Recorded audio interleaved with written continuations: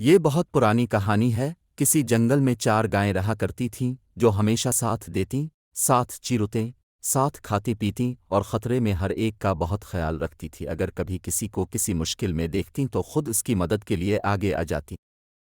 ان چاروں گایوں کا آپس کے اتحاد کا یہ حال تھا کہ کبھی شیروں اور چیتوں کو بھی ان پر حملہ کرنے، انہیں ہڑپ کرنے کی جرت نہ ہوتی تھی، مگر پھر بھی سبھی شیر اور چیتے ان چاروں پر نظریں رکھا کرتے تھے اور اس تلاش میں رہتے تھے کہ جیسے ہی موقع ملے وہ ان پر حملہ کر کے انہیں کھا جاتی۔ لیکن ان میں ایک شیر نے خاص طور سے ان کی نگرانی شروع کر دی اور انہیں اپنی نظروں سے اوجھل نہیں ہونے دیتا تھا۔ اس کے باوجود اسے کبھی ایسا بہترین موقع نہیں ملا جب وہ اپنی اس خواہش کو پورا کر پاتا اور اس کے نتیجے میں ان گایوں کو اپنا شکار بنا لیتا۔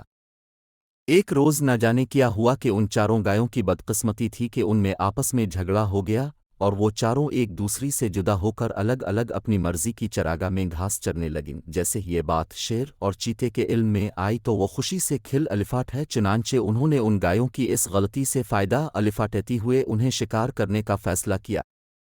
کافی سوچ بچار کے بعد شیر اور چیتے نے ان پر حملہ کرنے کا موقع تلاش کر ہی لیا۔ انہوں نے پہلے سے خود کو جنگل میں جھاڑیوں کے پیچھے چھپا لیا اور اکیلی گائے کا انتظار کرنے لگے۔ جیسے ہی ان چاروں میں سے ایک گائے تنہا ان کے قریب جھاڑیوں کے پاس آئی تو ان دونوں نے ایک ساتھ اس پر حملہ کر دیا اور لمحوں میں اپنے کھانے کا انتظام کر لیا۔